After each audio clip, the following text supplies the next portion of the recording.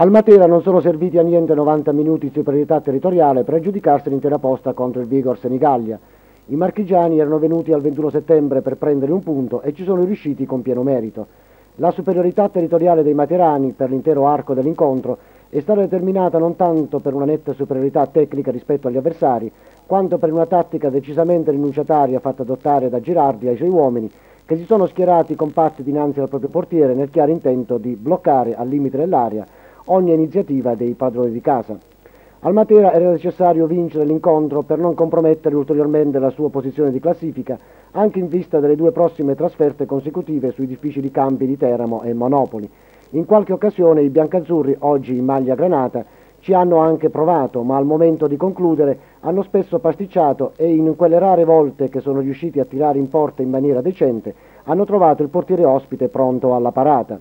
Ai materani è mancata più che altro una sufficiente visione di gioco ed ordine nelle manovre offensive. Troppo spesso si sono visti i giocatori correre a vuoto per rincorrere palloni lanciati senza precisione dai propri compagni o impegnati in affannosi recuperi determinati dalla mancanza di intesa che consentivano agli avversari di intercettare facilmente la sfera.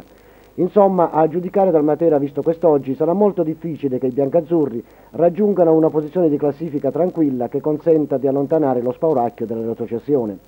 Tra le note di cronaca vi è da rilevare una punizione battuta da De Canio al secondo minuto del primo tempo dal limite dell'area per Bussalino che tira prontamente costringendo il portiere ospite ad un difficile intervento.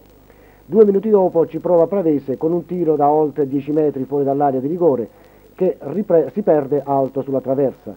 Al sesto minuto Apuzzo, ben servito da Piochi al centro dell'area, ha la possibilità di battere a rete, ma la pronta girata del centravanti materano si perde di poco al lato sulla sinistra di Di Iorio. Al 19° minuto è il Senigallia che ha l'opportunità di passare in vantaggio. Su di un calcio d'angolo battuto da Mattioli, Schiano, appostato a pochi metri da Bravi, non riesce a deviare la sfera di testa. Il Matera, scampato il pericolo, si riporta in avanti. Cannone riesce a liberarsi di un avversario e si presenta solo in aria, ma si fa anticipare dal portiere. Ancora il portiere ospite in bella evidenza al 27° su di un tiro di Apuzzo ben servito da Cannone. Il primo tempo si chiude con un altro bel intervento del portiere di Orio per fermare un tiro di Pavese scoccato dal limite dell'area a seguito di un calcio di punizione commesso su Piochi. Nella ripresa la musica non cambia, Matera proteso in avanti e Vigor Senigallia che si difende con ordine. Al 4° minuto ci prova Piochi a sbloccare il risultato con un colpo di testa su cross di De Canio.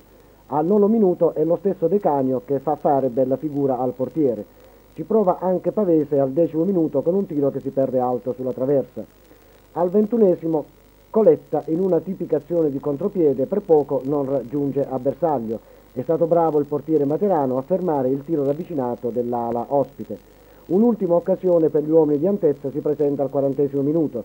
Pavese batte una punizione da vicino alla bandierina del calcio d'angolo, la palla spiove in aria e viene colpita di testa da Bussalino. Il portiere non trattiene ed è lesto Giancamilli a salvare sulla linea per evitare la deviazione definitiva di Innella.